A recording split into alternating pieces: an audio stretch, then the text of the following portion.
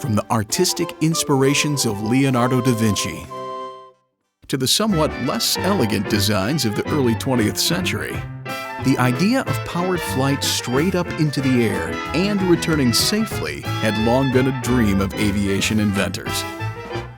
This dream continued into World War II.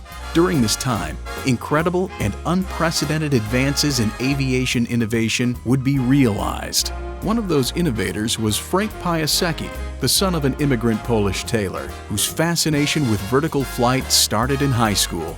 By 1940, Piasecki and other young engineers started the company that became Vertol Aircraft and eventually part of Boeing. Faced with the same wartime shortages affecting all Americans, Piasecki and his team found a way to build their flying machine.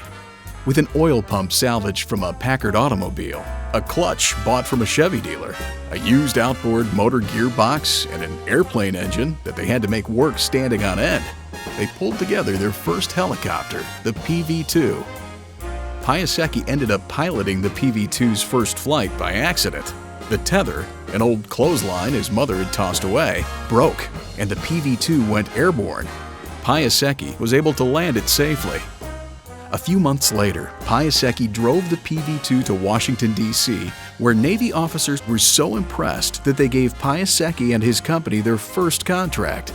The prototype was the first successful tandem rotor helicopter. That led to a series of tandems, including the Chinook. Beginning with a vision, Frank Piasecki and his team built not just the first tandem rotor helicopter, but a bigger and better way to fly.